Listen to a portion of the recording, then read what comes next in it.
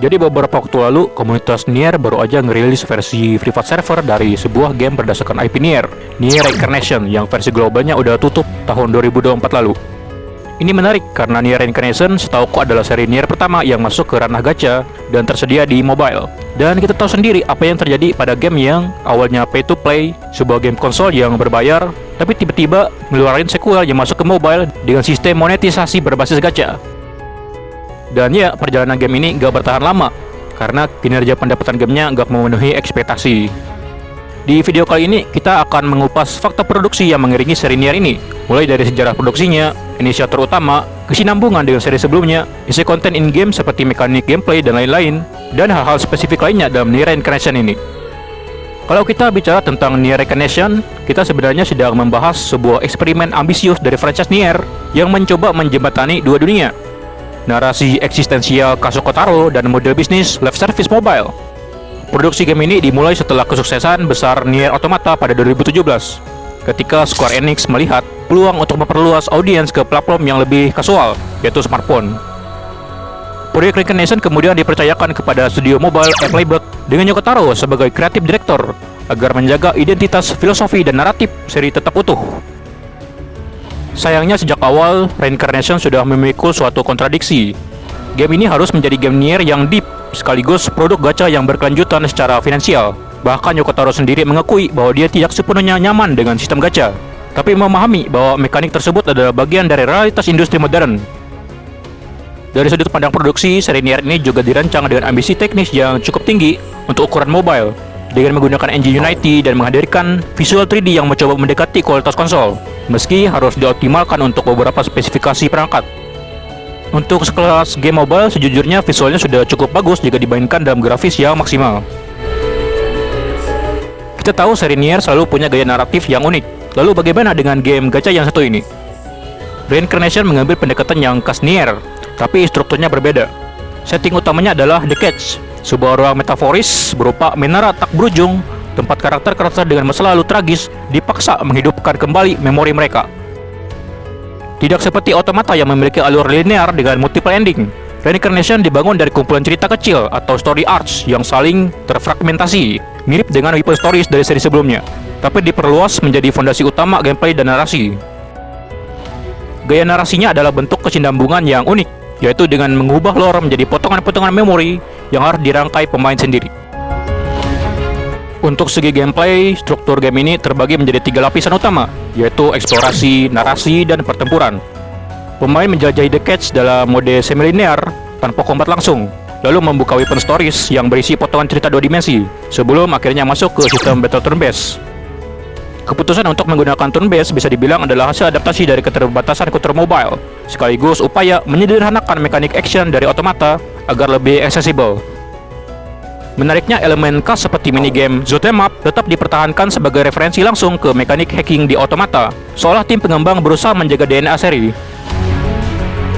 Sistem monetisasi game ini berbasis gacha, karakter dan senjata diperoleh melalui banner dengan rarity tertentu, dan bahkan narasi tambahan sering terkunci di balik sistem ini. Disinilah paradoks atau limitasi terbesar Reincarnation muncul.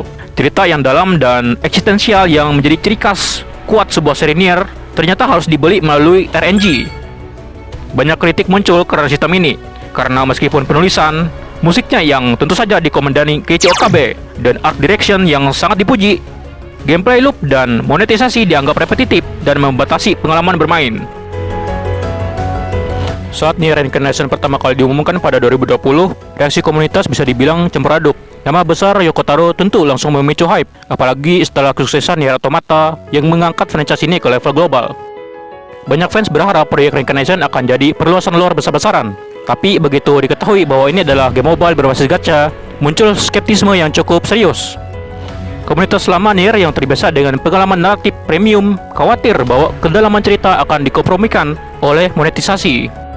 Singkatnya, sejak awal, Reincarnation sudah berada di posisi sulit.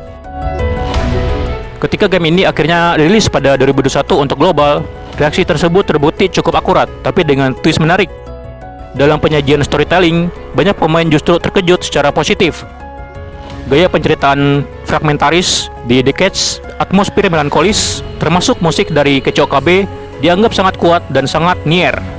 Bahkan beberapa art cerita seperti The Girl and the Monster atau The Sun and the Moon dipuji karena mampu menyampaikan tema eksistensial, trauma, dan siklus penderitaan dengan cara yang subtil atau halus sekaligus menghantam. Sayangnya pujian itu hampir selalu diikuti kritik terhadap gameplay. Sistem turn-based combat dianggap terlalu sederhana dan cepat menjadi repetitif, apalagi jika dibandingkan gameplay action intens di Automata. Loop harian, khas game gacha seperti grinding, farming material, dan auto battle membuat pengalaman terasa lebih seperti rutinitas yang dipaksa oleh sistem daripada petualangan emosional khas Nier. Yang paling sering disorot adalah sistem gacha itu sendiri, karena sebagian konten, cerita, dan kekuatan karakter sangat bergantung pada RNG. Seiring waktu, masalah ini mulai berdampak pada retensi pemain. Reincarnation memang sempat mencapai jutaan download dan pendapatan yang cukup kuat di awal, tapi tren live service-nya menunjukkan penurunan. Konten baru tetap dirilis, tapi engagement perlahan menurun, terutama di Jepang. Banyak pemain datang untuk cerita, tapi tidak semua bertahan untuk gameplay loop jangka panjang. Diperparah dengan fakta bahwa Reincarnation bukan game yang mudah dimainkan santai. Untuk benar-benar mengikuti cerita terbaru, pemain harus terus mengikuti progres akun, event, dan power creep yang semakin meningkat. Uniknya secara desain, Reincarnation memang bukan tipe game yang endless. Narasi utamanya punya arah dan penutup yang jelas, berbeda dengan banyak game gacha lain yang didesain untuk berjalan tanpa akhir. Pada akhirnya, akibat penurunan jumlah pemain, yang tentu saja game semacam ini sangat bergantung pada spender untuk membuat cerpennya tetap berjalan, Nier Reincarnation harus menerima fakta pahit bahwa game ini tidak bisa lagi meneruskan dinamika narasinya. Nier Reincarnation resmi menutup seluruh servernya secara global pada 29 April 2024. Game mobile ini mengakhiri layanannya kurang dari 3 tahun setelah rilis global pada Juli 2021. Jadi itulah perjalanan singkat sebuah seri Nier yang terlupakan atau mungkin sengaja dilupakan oleh pemainnya. Sebuah akhir yang klise untuk game dengan sistem monetisasi sejenis. Untuk saat ini sudah ada upaya dari komunitas untuk membangkitkan game ini dalam sebuah private server. Mereka berusaha merekonstruksi kembali lusinan narasi yang sudah lama hilang. Jadi ya, kita lihat sejauh mana mayat hidup ini bisa dipulihkan. Gimana menurut kalian? Apa kalian pernah memainkan Nier Reincarnation? Apa pendapat kalian soal game ini? Silahkan tulis di kolom komentar. Aku rasa itu aja buat hari ini. Makasih udah nonton. Aku Aris dan sampai ketemu di bahasan Nier lainnya.